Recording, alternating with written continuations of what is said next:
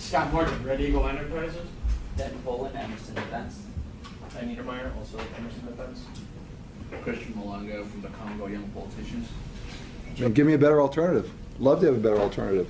I mean, if the United States came in and overthrew Kabila and installed Tshisekedi or something, that wouldn't be democratic either necessarily.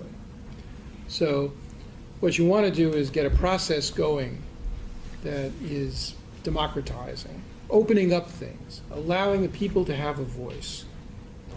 And how do you do it? It could be that the Congolese will do it themselves. It could be that they'll just get so fed up, there'll be public demonstrations, or some trained military people overthrow them and there'll be some civilians associated with them. Or who knows what they'll do. But we're there, and the international community is there, and it's spending billions every year in the Congo. And we just think that they should be focused on trying to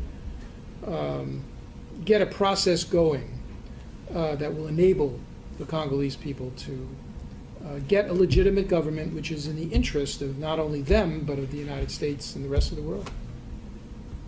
You know, in the whole area, I'd add one more thing. You know, when you look for these sort of ad hoc solutions, like we'll have an intervention force, we'll have a resolution, we'll do this or that, the whole area is really unstable. Rwanda has a Tutsi government, but the mass of people are Hutus. And yes, they have the genocide, and one understands that, but this is not a long-term stable situation. It's a dictatorship. Uganda has a long-standing dictatorship. Burundi is having problems in its transition to democracy.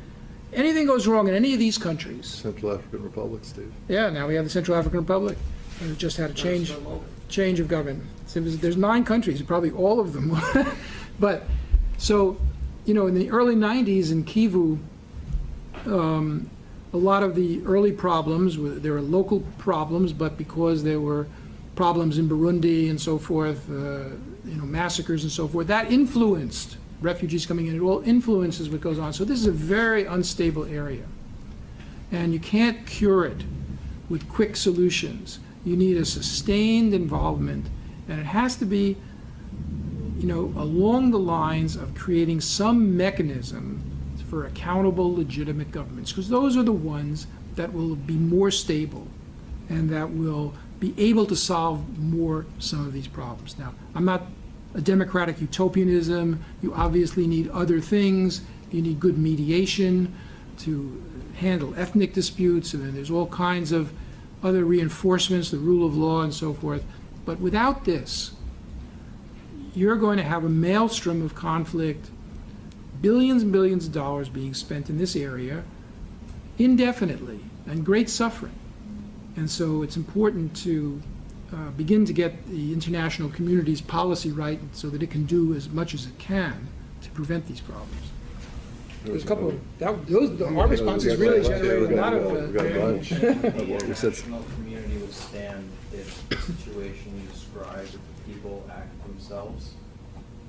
Say that again? Where do you believe that the international community would stand if the people intervene themselves? What are you assuming that the people will do? It's not an assumption. I'm basing it, what you said is if the people... If there was a coup or there was... You mean, but or with some kind you of mean like a uprising. citizen uprising? I'm just trying to understand Yeah, what the during scenario protests, is. There was that kind of incident where they decided that this is unjust and we will take action until there is something done. Mhm. Where and how would the international community Sure. stand? Like, where would they stand and how would they view it? And then over here. Christian. Well, let me just take a couple of them. I don't know what the international community how they would react. It would obviously depend on the form of any civilian or military uprising.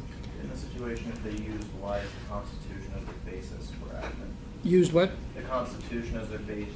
Saying that the president is not constitutional, or Yeah. Again, I don't think it's just the rationale that would depend. It would depend upon whether, first of all, this looked effective, it was going to work, whether, you know, it was something that was not going to be easily put down by the government. Second, they would look for who's involved in it and so forth. And, you know, I think it would depend. And it would, of course, depend on whether they have the time to do so. You know, in Mali, things happened pretty fast. The international community didn't have much time before they had to react. So it's hard to judge.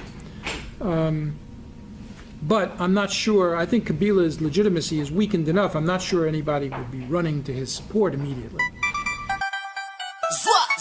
Kuna balobe baby, kuna balobe.